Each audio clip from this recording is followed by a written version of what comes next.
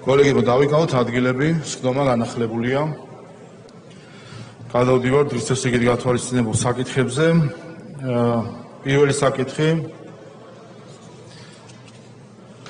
დავიკავოთ ადგილები, გახლავთ კანონის პროექტი ტურიზმის შესახებ კანონში ცვლილების შეტანის თაობაზე მეორე მოსმენით მოხსენებელი ბატონი ანტონ ობოლაშვილი.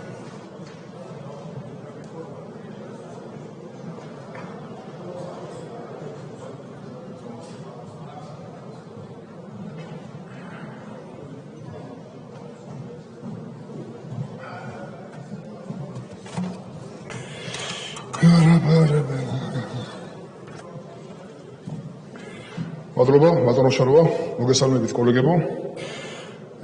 წარმოგიდგენთ მეორე მოსმენით საქართველოს კანონის პროექტს ტურიზმის შესახებ საქართველოს კანონში ცვლილებების შეტანის თაობაზე. ბატონო შარვა, მოგხლებით გავყვეთ. კი ბატონო, მივყვეთ პუნქტავე პირველი მუხლის პირველ პუნქტში თვლა. მუხლი პირველი, პუნქტი პირველი, დაიხვეწა ტერმინი და ჩამოყალიბდა შემდეგი რედაქციით. ტურისტული გიდი, სათანადო პროფესიული კვალიფიკაციის მქონე პირი, რომელიც წინასწარ დაგეგმილი პროგრამის შესაბამისად ტურისტებს აწვდის სწორ ინფორმაციას კულტურული, ისტორიული, ბუნებრივი და სხვა მნიშვნელოვანი ღირსშესანიშნაობების შესახებ. აგრეთვე უზრუნველყოფს ტურისტებისთვის ტურთან დაკავშირებული უსაფრთხოებისა და ქვეყნის ტურისტული რესურსების დაცვის ნორმების გაცნობას და ასევე გასწორდა რედაქციულად. კითხვები არ არის, მეორე პუნქტი. მეორე პუნქტის აქვე პუნქტში დაზუსტდა ტურიზმის ადმინისტრაციის ხელმძღვანელის უფლებამოსილება ნორმატიული აქტების გამოცემასთან დაკავშირებით. კითხვები არ არის, მესამე პუნქტი. მეორე პუნქტის B ქვეპუნქტში გასწორდა ასევე მითითება ადმინისტრაციულ ორგანოებთან დაკავშირებით, რომლებიც ამუშავებენ და უფლებამოსილებების განხორციელებისას იცავენ შესაბამისი სუბიექტის პერსონალურ მონაცემებს და ასევე რედაქციულად. მესამე პუნქტი გასწორდა რედაქციულად. კითხვები არ არის, მეოთხე პუნქტი. მეოთხე პუნქტი, რომელიც ითვალისწინებს კანონის 34 მუხლის მე-6 პუნქტში ცვლილებას, დაკორექტირდა, რადგან იმეორებდა წინა პუნქტის შინაარსს. ხოლო მერვე პუნქტში დაზუსტდა იმ სუბიექტების ჩამონათვალი, რომლებიც ექვემდებარებიან სერტიფიცირებას და ასევე გასწორდა რედაქციულად. კითხვები არ არის, მეხუთე პუნქტი. მეხუთე პუნქტი დაკორექტირდა, რადგან იმეორებდა წინა პუნქტის შინაარსს და ასევე რედაქციულად გასწორდა. კითხვები არ არის, მეექვსე პუნქტი. მეექვსე პუნქტი გასწორდა რედაქციულად. კითხვები არ არის, მეშვიდე პუნქტი. მეშვიდეც ასევე გასწორდა რედაქციულად. მერვე პუნქტი. მერვე პუნქტის A და B ქვეპუნქტებში დაზუსტდა, რომ სამართალ დარღვევის ოქმი არის ადმინისტრაციული, ასევე B ქვეპუნქტში გასწორდა ნუმერაცია და ასევე გასწორდა რედაქციულად. კითხვები არ არის, მეცხრე პუნქტი. მეცხრე პუნქტი გასწორდა რედაქციულად. კითხვები არ არის, მეათე პუნქტი. მეათე პუნქტი იურიდიული ტექნიკის თვალსაზრისით გასწორდა გარდამავალ დებულებებთან დაკავშირებული ჩანაწერები და ასევე რედაქციულად. კითხვები არ არის, აქვე დავამატებ, ბატონო შალვა, რომ კანონპროექტის მთლიან ტექსტში ტერმინი სერტიფიკაცია ჩანაცვლა ტერმინით სერტიფიცირება. ბატონო, მეორე მუხლი. მუხლი მეორე ცვლილება არ განხორციელებულა. კითხვები არ არის, კანონის მსურველები არ არიან, დასკვეთ სიტყვა თუ გსურთ. დიდი მადლობა მხარდაჭერისთვის. მადლობთ, საკითხი განხილულია. შემდეგი კულტურის შესახებ კანონში ცვლილების შეტანის თაობაზე მეორე მოსმენით მოხსენებელი კულტურის მინისტრის მოადგილე ბატონი ბექა დავითულიანი.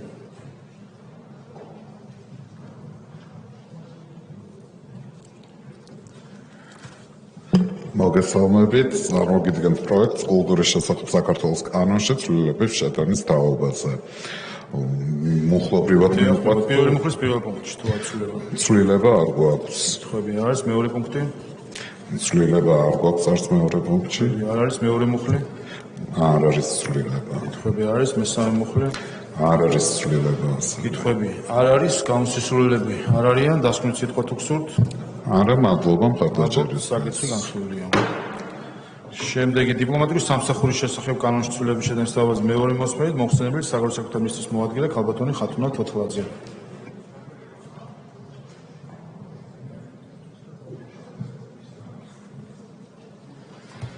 მოგესალმებით. მეორე მოსმენით წარმოგიდგენთ დიპლომატიური სამსახურის შესახებ საქართველოს კანონში ცვლილების შეტანის თაობაზე საქართველოს კანონის პროექტს და განვიხილავთ მუხლობრივად. პირველი მუხლის პირველ პუნქტში. ცვლილება არ არის განმარტება დიპლომატიური თანამდებობის პირის. კითხვები არ არის მეორე პუნქტი. არ არის ცვლილება. კითხვები არ არის მესამე პუნქტი. არ არის ცვლილება. კითხვები არ არის მეოთხე პუნქტი. არ არის ცვლილება. კითხვები არ არის მეხუთე პუნქტი. იგივე რედაქციით არის. კითხვები არ არის მეექვსე პუნქტი. იგივე რედაქციით. კითხვები არ არის მეშვიდე პუნქტი. არ არის ცვლილება. კითხვები არ არის მეორე პუნქტი. არ არის ცვლილება. კითხვები არ არის მეცხრე პუნქტი. იგივე რედაქციით. კითხვები არ არის მეათე პუნქტი. იგივე რედაქციით. კითხვები არ არის მე-11 პუნქტი. არ არის ცვლილება. მე-12 პუნქტი. არ არის ცვლილება. მე-13. არ არის. მე-14 პუნქტი. არ არის ცვლილება. კითხვები არ არის მე-15. იგივე რედაქციით წარმოგიდგენთ. არ არის კითხვები მე-16. იგივე რედაქციით. მეორე მუხლი. იგივე რედაქციით. კითხვები არ არის, გამოსასურველები არ არიან, დასკვნით სიტყვა თუ გსურთ. მადლობა მხარდაჭერისთვის. მადლობთ, საკითხი განხილულია.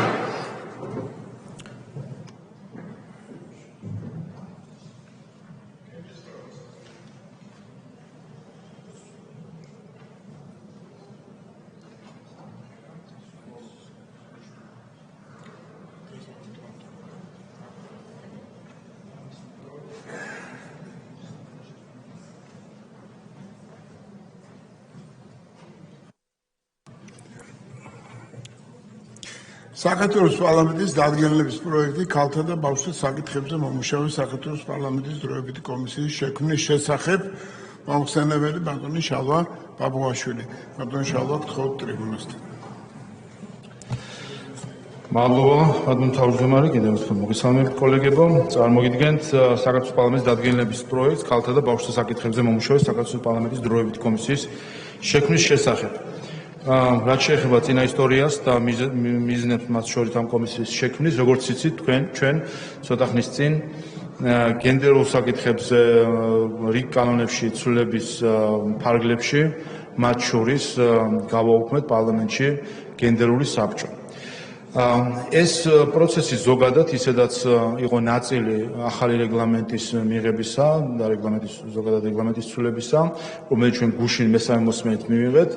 როგორც იცით, ახალი რეგლამენტით ისედაც გათვალისწინებული არის ყველა საბჭოს, საპარლამენტო საბჭოს გაუქმება, ზოგადად ამ ინსტიტუტის გაუქმება, ვინაიდან აქაც სიტუაცია ჰქონდა, რომ ერთის მხრივ არის კონსტიტუციით გათვალისწინებული დროებითი კომისიის ინსტრუმენტი, როგორც საპარლამენტო ზედამხედველობის კონსტიტუციური ინსტრუმენტი და ნაცვლად იმისა, რომ ყოფილიყო ეს გამოყენებული საპარლამენტო პრაქტიკაში, შემოღებული იქნა საბჭოს თუ სხვა ასეთი ინსტრუმენტები, რომელიც კონსტიტუციაში არ არის ასახული.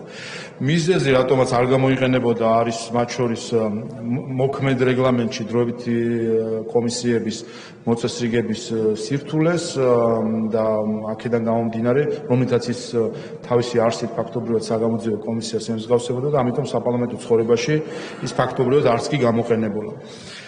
ვინაიდან ახალი რეგლამენტი ძალაში შედის 1 ივლისიდან, ანუ არასასესიო პერიოდში, ჩვენ არ გვექნება შესაძლებლობა, რომ სექტემბრამდე და ვინაიდან ჩვენ დაანონსებული ქონდა, რომ ახალი რეგლამენტის ფარგლებში პირველი დროებითი კომისია რაც შეექმნებოდა, იქნებოდა ქალთა და ბავშვთა საკითხზე მომუშავე კომისია და ვინაიდან სექტემბრამდე ამის შესაძლებლობა არ გვექნება პლენარული ხმების არარსებობის გამო ზაფხულის პერიოდში, ამიტომ გთავაზობთ, რომ მოქმედი რეგლამენტის ფარგლებში არსებული ინსტრუმენტი დროებითი კომისიისა გამოვიყენოთ და შევქმნათ ქალთა და ბავშვთა საკითხებზე მომუშავე საქართველოს პარლამენტის დროებითი კომისია, რომელიც შემდეგ უკვე ცვლილების დადგენილებით გარდაიქმნება ახალი სახის დროებით კომისიას. მთავარი ერთ-ერთი სხვაობა მათ შორის დროებით კომისიას, დღევანდელი რედაქციით და დროებით კომისიას ახალი რედაქციით რეგლამენტის არის ის, რომ დღევანდელი რედაქციით ისე როგორც საგამოძიებო კომისია იქმნება სამი თვით, შემდეგ გაგრძელების შესაძლებლობით, ხოლო ახალი რედაქციით ჩვენ შეგვიძლია მოწვევის ვადით შევქმნათ დროებითი კომისია. ამიტომ გთავაზობთ, რომ დღეს ჩვენ შევქმნათ დროებითი საპარლამენტო კომისია მოქმედი რედაქციით, რომელიც რამდენიმე თვიანი იქნება და შემდეგ უკვე ახალი რედაქციით გადავაგრძელებთ და გავხდით ამ კომისიას მოწვევის ვადით მოქმედ კომისიას. შესაბამისად გთავაზობთ დადგენილების პროექტს, რომლითაც დავადგენთ, რომ შეიქმნას ქალთა და ბავშვთა საკითხებზე მომუშავე საქართველოს პარლამენტის დროებითი კომისია, საქართველოს პარლამენტის დროებითი კომისია შეისწავლის ქალებთან და ბავშვებთან დაკავშირებულ საკითხებს და დროებითი კომისიის უფლებოსების ვადა განისაზღვროს 3 თვით, რომელიც ამოქმედდება ამ დადგენილების მიღების თანახმად. მადლობა. როგორც იცით, პირველი მოსმენის რეჟიმში ვიხილავთ საკითხს და აქედან გამომდინარე შეკითხვები თუ გაქვთ. შეკითხვები არ არის გამოსული სურვილები თუ არიან ოპოზიციიდან, უმრავლესობიდან. არ არის, ამდენად საკითხი განხილულია. დიდი მადლობა. მადლობა.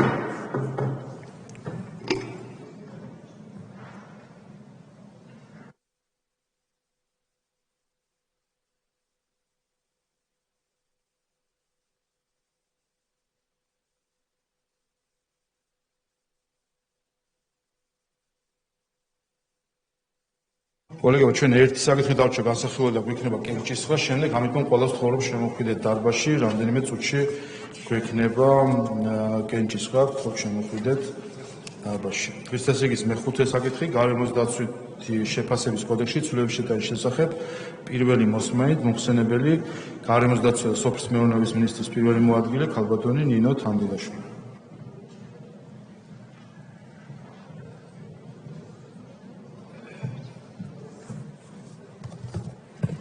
მოგესალმებით, წარმოგიდგენთ გარემოს დაცვის შეფასების კოდექსის ცვლილებების პროექტს თანმდეო კანონპროექტებთან ერთად. მოგახსენებთ მოკლედ წარმოდგენილ ცვლილებებთან დაკავშირებით.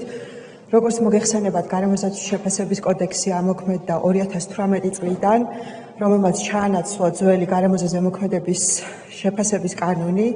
კოდექსი თავის დროზე სრულად შემუშავდა ასოცირების შეთანხმების დღის წესრიგიდან გამომდინარე ევროკავშირის დირექტივების საფუძველზე და ჰარმონიზებული გახლავთ ევროპის კანონმდებლობასთან. კოდექსის მიღებამ ბუნებრივია მნიშვნელოვნად შეუწყო ხელი ქვეყანაში გარემოს დაცვითი მმართველობის სისტემის გაუმჯობესებას და ევროპულ სტანდარტებთან დაახლოებას. თუმცა აღსანიშნავია ის ფაქტი, რომ კოდექსის ამოქმედებიდან დღემდე კოდექსის აღსრულების პროცესში გამოვლინდა რიგი პრაქტიკული, შინაარსობრივი თუ პროცედურული საკითხები, რომლებიც როგორც გარემოს დაცვითი სტანდარტების დაცვის, ისე კოდექსის მოქმედი პროცედურების ქვეყანაში არსებულ რეალობასთან, მათ შორის ეკონომიკური სფეროს განვითარების პროცესთან შესაბამისობაში მოყვანის თვალსაზრისით საჭიროებს გადახედვას და ახლებურად ჩამოყალიბებას.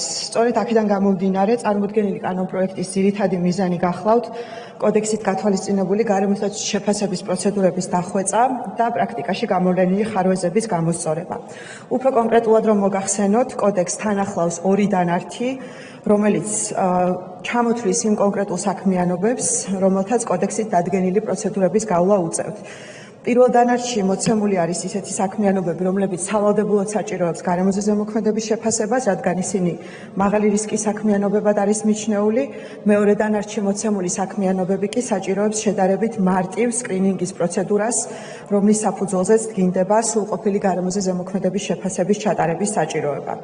კოდექსის აღსრულების პროცესში ერთ-ერთი მნიშვნელოვანი საკითხი, რაც გამოიკვეთა, ეს გახლავთ გადაწყვეტილების მიღების თითოეულ ეტაპზე კოდექსით გათვალისწინებული პროცედურების ვადებში დასრულება. რა თქმა უნდა, ერთის მხრივ აღნიშნულის მიზეზი გახლავთ ის პროცედურული სირთულე და მრავალი ეტაპი, რომელიც თვითონ უშუალოდ გარემოზე ზემოქმედების შეფასების პროცესს ახლავს თან, ამავდროულად ადმინისტრაციულ წარმოებაში სხვადასხვა სახელმწიფო უწყებების მონაწილეობა და ცალკეული, ასე ვთქვათ, საკითხები, რომელიც საჭიროებს უფრო მეტ სიცხადეს. განსაკუთრებით მნიშვნელოვანია გეზეშეს საქმიანობები, რომლებსაც უკვე აღებული აქვთ მოქმედი გარემოზე ზემოქმედების ნებართვები, ასეთ საქმიანობებში ცვლილებების განხორციელება და მასთან დაკავშირებული გადაწყვეტილებების მიღების პროცედურა, რომელიც არსებული კანონმდებლობის მიხედვით გადაწყვეტილების მოკლე ვადებში მიღების შესაძლებლობას აფერხებს და ეს თავისთავად ბუნებრივია კავშირში არის ეკონომიკური საქმიანობების განვითარების შემდგომ შესაძლებლობის საკითხებთან. ამასთან უნდა აღინიშნოს, რომ კოდექსით სრულყოფილად არ არის განსაზღვრული ადმინისტრაციული წარმოების სხვადასხვა ეტაპზე განცხადების დახარვეზების, წარმოების შეჩერების, განახლების, შეწყვეტის წესი და პირობები და შესაბამისი ვადები. რის გამოც რიგ შემთხვევაში არაპროგნოზირებადი გახლავთ ადმინისტრაციული წარმოების მიმდინარეობა და შესაბამისად წარმოების დასრულების და გადაწყვეტილების მიღების ვადები. რა თქმა უნდა, დამატებით ასევე მნიშვნელოვანი გახლავთ კოდექსით გათვალისწინებული პროცედურისადმი დაქვემდებარებული ეკონომიკური საქმიანობების ჩამონათვალის დაზუსტება, რადგან, როგორც მოგახსენეთ, 2-დან 1 ახლავს კოდექსს და კოდექსის ამოქმედებიდან დღემდე გარკვეული პრაქტიკა ჩამოყალიბდა, თუ რა მასშტაბის საქმიანობა როგორც წესი ექვემდებარება გარემოზე ზემოქმედების შეფასების პროცედურას და სწორედ აღნიშნული გარემოების გათვალისწინებით დაკორექტირდა რიგი საქმიანობები, რომელსაც ცალკეულ შემთხვევებში ზღვარი არ ჰქონდა დაწესებული და შესაბამისად კონკრეტულ ეკონომიკურ სფეროში საქმიანობები ყოველგვარი ზღურის გარეშე ექვემდებარებოდა კოდექსით გათვალისწინებულ პროცედურას. ამ ნაწილში აღსანიშნავია, რომ ჩვენ დეტალური განხილვა ჰქონდა გარემოსდაცვითი და ბუნებრივი რესურსების კომიტეტთან და გამოითქვა კონკრეტული შენიშვნები და მოსაზრებები, რომელთან დაკავშირებითაც ჩვენ მეორე მოსმენისთვის გავასწორებთ კანონპროექტის შესაბამის ვერსიას და ამავდროულად გავითვალისწინებთ იმ მნიშვნელოვან საკითხებს, რომელზეც ჩვენ მსჯელობა ჰქონდა იურიდიული კომიტეტის ფარგლებში. უნდა აღინიშნოს, რომ საბოლოო ჯამში კოდექსით კონკრეტული ცვლილებები ეხება სკრინინგის, გეზეშეს და სტრატეგიული გარემოსდაცვის შეფასების კოდექსის პროცედურებს, ზუსტდება ის ადმინისტრაციული ვადები, რა ვადაშიც მოხდება საბოლოო გადაწყვეტილების მიღება ადმინისტრაციული ორგანოს მხრიდან, რაც ბუნებრივია უფრო მეტად განჭვრეტად გახდის გადაწყვეტილების მიღების პროცესს და თავის მხრივ ეს მნიშვნელოვანი იქნება ბიზნეს საქმიანობის დაგეგმვის და განხორციელების პროცესში, რადგანაც ზუსტად იქნება გაწერილი ის ვადა, რა ვადაშიც ბიზნეს სუბიექტს კონკრეტული ნებართვის მიღების შესაძლებლობა ექნება სახელმწიფოსთან და ეს დამეთანხმებით, რომ ძალზედ მნიშვნელოვანია ნებისმიერი ეკონომიკური საქმიანობის დაგეგმვის და განხორციელების პროცესში. ამასთან ერთად ისეთი საქმიანობებისთვის, რომელსაც უკვე გარემოზე ზემოქმედების ნებართვა აქვს აღებული და გეგმავს თავიანთ საქმიანობაში გარკვეულ ცვლილებებს, წარმადობის გაზრდას, ან წარმოების ტექნოლოგიის შეცვლას ახალი ტექნოლოგიით, ან გარკვეული ექსპლუატაციის პირობების ცვლილებას, ასეთ შემთხვევაში ჩვენ შემოგვაქვს ცალკე პროცედურა, რომელიც 45 სამუშაო დღის ვადაში მოგცემს შესაძლებლობას, რომ მივიღოთ გადაწყვეტილება კონკრეტულ საქმიანობაში დაგეგმილ კონკრეტულ ცვლილებებთან მიმართებით და ბუნებრივია აქაც მეტად განჭვრეტადი და უფრო მეტად გამჭვირვალე გავხადოთ ადმინისტრაციული წარმოების პროცედურები. რა თქმა უნდა, ჩვენ კიდევ გვექნება საშუალება, რომ უფრო მეტი სიზუსტით დავადგინოთ იმ ინფორმაციის ჩამონათვალი, რომელიც აუცილებელია იმისთვის, რომ საბოლოოდ ბიზნეს ოპერატორმა სახელმწიფოსგან დადებითი გადაწყვეტილება მიიღოს და დაიწყოს თავისი საქმიანობა, რომელიც მას დაგეგმილი ჰქონდა და აქ ჩვენ აუცილებლად უნდა აღნიშნოთ, რომ საუბრობთ ისეთი სახელმწიფო და კერძო მნიშვნელობის პროექტებზე, რომელსაც ქვეყნის ეკონომიკის განვითარებისთვის დიდი მნიშვნელობა აქვს და სწორედ ამიტომ აქ ვადების ადმინისტრაციული წარმოების ზუსტი ვადების დაცვას და გადაწყვეტილების მიღების პროცესის მაქსიმალურ სიცხადეს აქვს განსაკუთრებული მნიშვნელობა და სწორედ ეს პროცედურული საკითხები, რაც სწორდება კოდექსში, ამ მიზანს ემსახურება, ამავდროულად ზუსტდება სტრატეგიულ გარემოსდაცვის შეფასებას დაქვემდებარებული იმ სივრცითი დოკუმენტების ჩამონათვალი, რომელიც ცალკე გარემოს ზემოქმედების შეფასებისგან განსხვავებულ სტრატეგიულ გარემოსდაცვის შეფასების პროცედურას ექვემდებარება და როგორც მოგახსენეთ, რიგი ცვლილებები არის გათვალისწინებული საქმიანობის დანართებში, რომელიც საბოლოო ჯამში უფრო მეტი სიცხადით ჩამოაყალიბებს იმ კონკრეტულ საქმიანობებს შესაბამისი ზღვრებით, რომელიც დაექვემდებარება გეზეშეს სრულყოფილ ან გამარტივებულ სკრინინგის პროცედურას. ეს გახლავთ მოკლედ თითოეული ცვლილება, რომელიც სტანდარტული ახლავს შესაბამის კანონებში წარმოდგენილ კანონპროექტს, გამომდინარეობს გარემოზე ზემოქმედების შეფასების კანონში შეტანილი ცვლილებებიდან და ვფიქრობთ, რომ ეს იქნება მნიშვნელოვანი ნაბიჯი იმისთვის, რომ ჩვენ კიდევ უფრო მეტად გავაძლიეროთ გარემოსდაცვითი მმართველობა ქვეყანაში და რა თქმა უნდა, უფრო მეტად დახვეწილი გავხადოთ გადაწყვეტილების მიღების პროცესი, რაც ერთის მხრივ სახელმწიფო შეუწყობს ხელს, რომ დროულად მიიღოს გარემოზე ზემოქმედების შეფასების გადაწყვეტილებები და მეორეს მხრივ ბიზნეს სექტორისთვის იქნება მნიშვნელოვანი ასევე თავის საქმიანობის დაგეგმვის და განხორციელების პროცესში. ეს გახლავთ მოკლედ წარმოდგენილ ცვლილებებთან დაკავშირებით თუ შეკითხვები არის მზად ვარ უპასუხო მადლობა. მადლობთ. ვლადიმერ კახაძე. დიდი მადლობა, შესანიშნავი ინიციატივა არის და მინდა კიდევ ერთხელ ჩვენს მსმენელს, მაყურებელს, გულშემატკივარს ვამცნო ერთი რამ.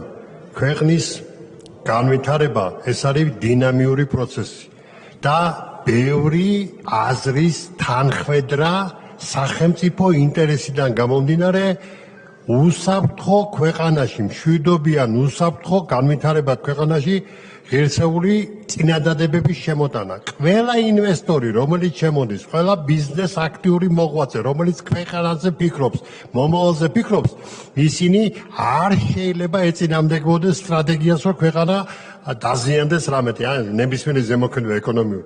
მაგრამ ნებისმიერი ნებართვის გაცემა იქ თქვენ ახსენეთ სიტყვა დახარვეზება, კი ბატონო, პირველადი პროდუქტი შეიძლება სრულყოფილი არ იყოს, მაგრამ ეს საკითხები უნდა გვარდებოდეს შეთანხმებების საქმე, ეს ნებისმიერი გამოწვევა უნდა ლაგდებოდეს ქვეყნის სტრატეგიული მნიშვნელობიდან.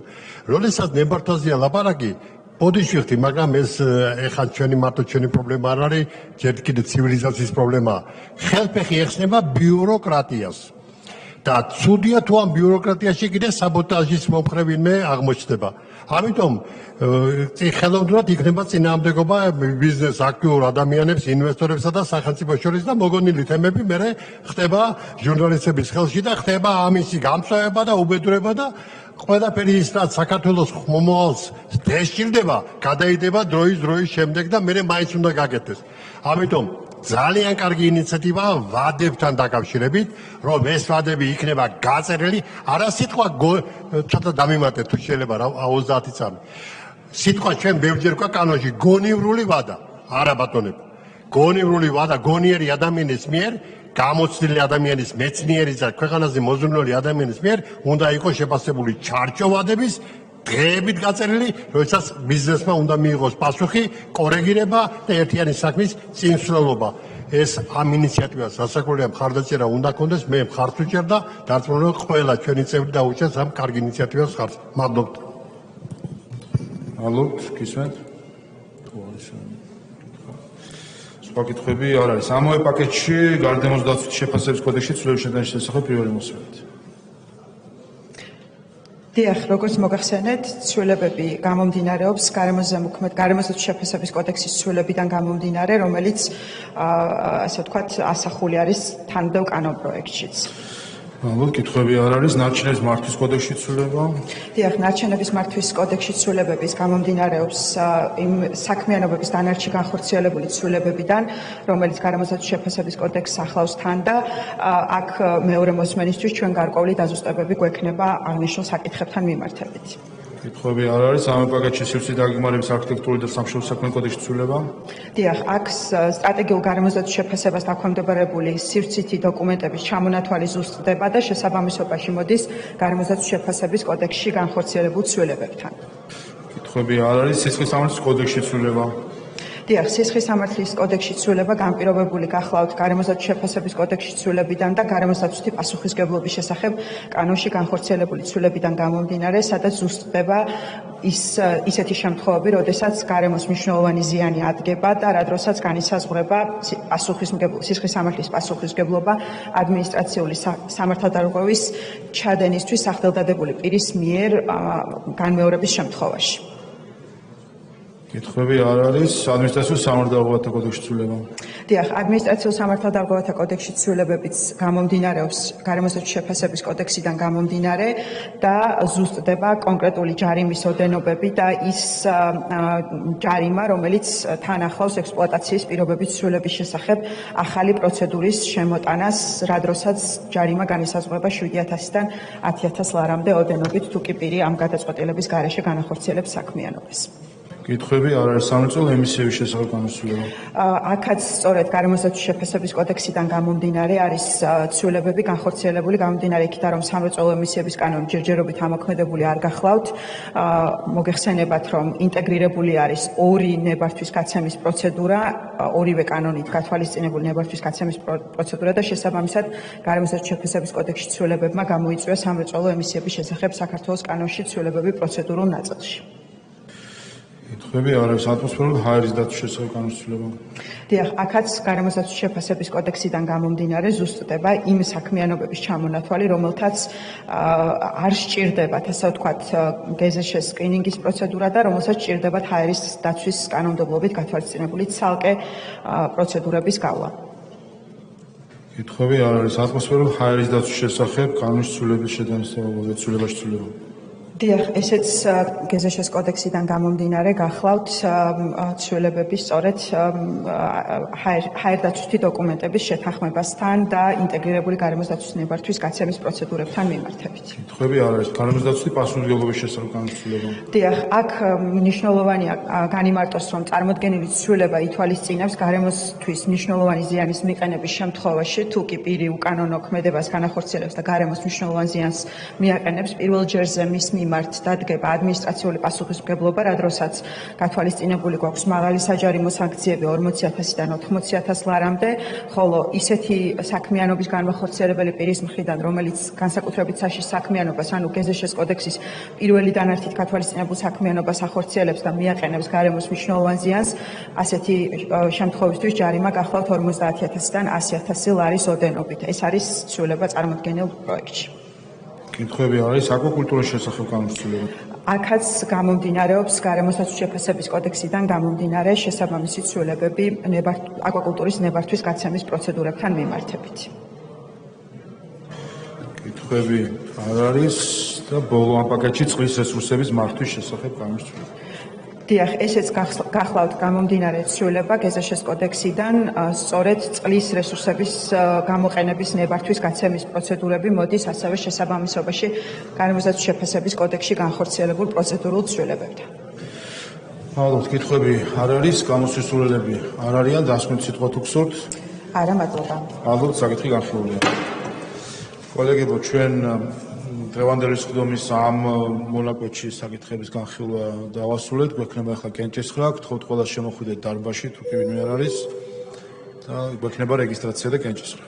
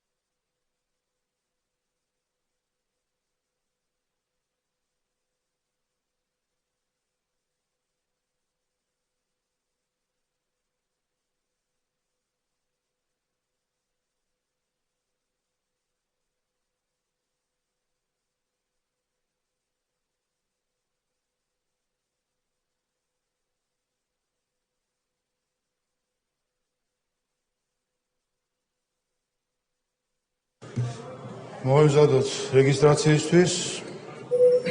გთხოვთ ჩართოთ რეგისტრაციის რეჟიმი. ყურადღება მიმდინარეობს რეგისტრაცია.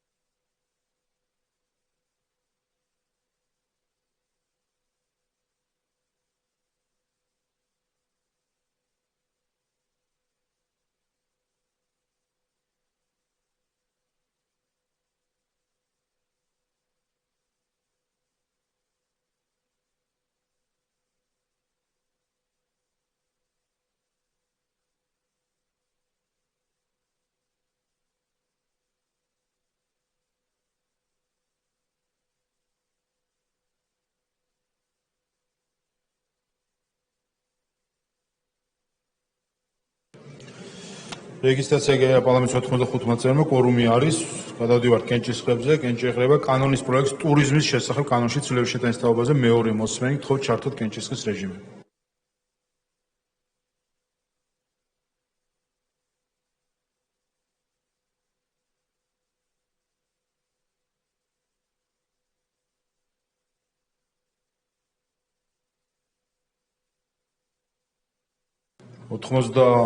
ორი მომხრე, 0 წინააღმდეგი პროექტი მეორე მოსმენით მიღებულია. კულტურის შესახებ კანონში ცვლილების შეტანის თაობაზე მეორე მოსმენით, თხოვთ ჩართოთ კენჭისყრის რეჟიმი.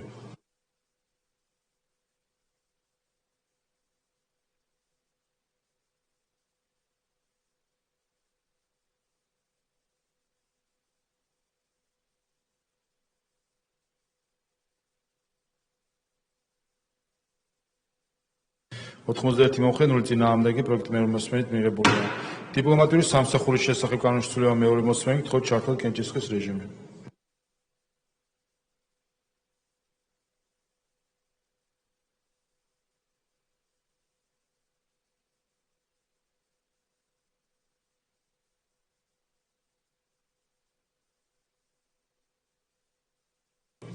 სამოცდაცხრამეტი მომხრე, 0 წინააღმდეგი პროექტი მეორე მოსმენით მიღებულია. გარემოს დაცვის შეფასების კოდექსში ცვლილების პაკეტი პირველი მოსმენით, თხოვთ ჩართოთ კენჭისყრის რეჟიმი.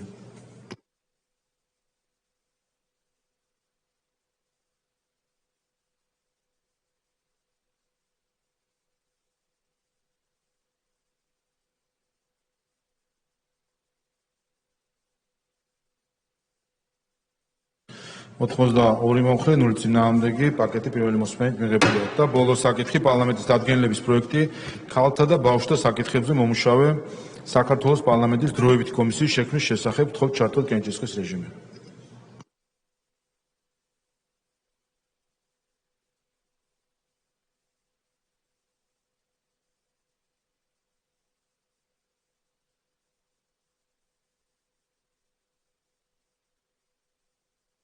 ოთხმოცდაორი მომხრე, 0 წინააღმდეგი დადგენილება მიღებულია.